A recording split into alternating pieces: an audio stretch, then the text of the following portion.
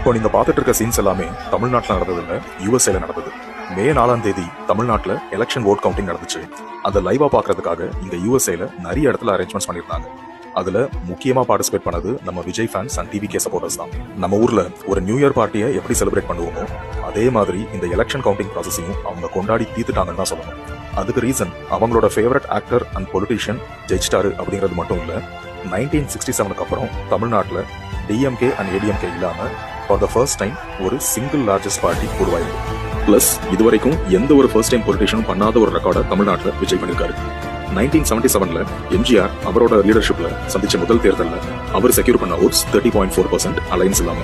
அதே மாதிரி 1989 ஜெயலலிதா செக்யூர் பண்ண ஓட்ஸ் 22.2%, 2006 விஜயகாந்த் செக்யூர் பண்ண ஓட்ஸ் 8.4%, 2019 கமல்ஹாசன் செக்யூர் பண்ண ஓட்ஸ் 3.7%. இது வரைக்கும் ஒரு மிகப்பெரிய பெஞ்ச்மார்க்கா இருந்த அந்த 30.4% அப்படிங்கிற எம்ஜிஆரோட நம்பரை இன்னைக்கு விஜய் ஈஸியா கிராஸ் பண்ணிட்டாரு.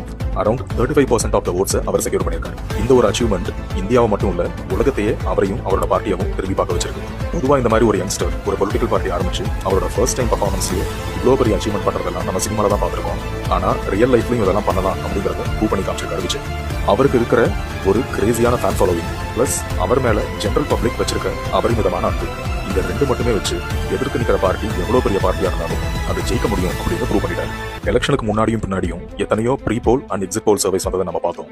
எந்த ஒரு சர்வேலையும் விஜய் இவ்வளவு பெரிய லீடரா எமர்ஜ் ஆவாரு அப்படின்றத ப்ரெடிக்ட் பண்ணல. ஒரே ஒரு சர்வே தவிர, அந்த சர்வே பேர் தான் ஆக்சஸ் மை இந்தியா. அவங்க மட்டும்தான் டிவிகே 90 to 120 சீட் செக்யூர் பண்ணும் அப்படின்னு சொல்லியிருந்தாங்க. இதை சொன்னதுக்காக அவங்களோட ஃபவுண்டர் பிரதீப்பை சோசியல் மீடியால ஒரு வாரமா வச்சு செஞ்சாங்க. ஆனா நேற்று ரிசல்ட்ஸ் வந்ததுக்கு அப்புறம் மற்ற எல்லாரையும் விட அவர் ஒருத்தர் மட்டும்தான் இந்த எலெக்ஷன்ஸை கரெக்டா ப்ரெடிக்ட் பண்ணிருக்காரு அப்படிங்கிறது தெரிய வந்துச்சு. ஏப்ரல் 23ஆம் தேதி நம்ம தமிழ்நாட்டில் எலெக்ஷன் நடந்தப்போ கூட்டமா youngsters and women voters white shirt and khaki பேண்ட்ஸ்ல போய் ஓட் போட்டதை நம்ம பார்க்க முடிச்சது. அதை அவங்க சோசியல் மீடியால போட்டோஸாவும் வீடியோஸாவும் ரீல்ஸாவும் ஷேர் பண்ணிருக்காங்க. இதை வெறும் ஒரு சோசியல் மீடியா பஸ் அப்படின்னு சொல்லி மீடியாவா இருக்கட்டும், பொலிட்டிக்கல் அனலிஸ்டா இருக்கட்டும், எல்லாரும் அதை இக்னோர் பண்ணிட்டாங்க. ஆனா அது வெறும் சோசியல் மீடியா பஸ் இல்ல, அது ஒரு பொலிட்டிக்கல் வேவ், அதுவும் விஜய்க்கு ஆதரவா இருந்த வேவ் அப்படிங்கறத யாருமே ரியலைஸ் பண்ணல. சோ இப்ப நடந்து முடிஞ்ச எலெக்ஷன் பல விதத்துல ஒரு ஐ ஓபனர்னு தான் சொல்லணும். ஒரு பார்ட்டியோட இமேஜ் பிளஸ் அவங்களோட financial strength and infrastructural strength அதை மட்டுமே வச்சு அவங்களால ஆட்சியை பிடிச்சிட முடியாது. யங்ஸ்டர்ஸ் உங்களை நம்பணும், எஸ்பெஷலி விமன் ஓட்டர்ஸ் உங்களை நம்பணும்.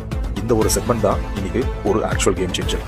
நீங்க அவங்களோட கனெக்ட் பண்ணாம ப்ராப்பர் கவர்னன்ஸ் கொடுக்காம இருந்தா அவங்க சிம்பிளா உங்களை அடுத்த எலெக்ஷனை ரிஜெக்ட் பண்ணிடுவாங்க. இது எல்லா பார்ட்டிஸ்க்குமே பொறுத்து. Let us all wish Vijay all the very best for his new chapter. இதே மாதிரி உங்க வீட்லயோ உங்க ஊர்லயோ இந்த மாதிரி இன்ட்ரெஸ்டிங் செலிப்ரேஷன் நடந்துச்சு அப்படின்னா கமெண்ட் செக்ஷன்ல டைப் பண்ணுங்க. இந்த வீடியோ உங்களுக்கு பிடிச்சிருந்துச்சுன்னா லைக் பண்ணுங்க. இந்த சேனலை மறக்காம ஃபாலோ பண்ணி சப்ஸ்கிரைப் பண்ணுங்க. மறுபடியும் இன்னொரு வீடியோல நான் உங்களை மீட் பண்றேன்.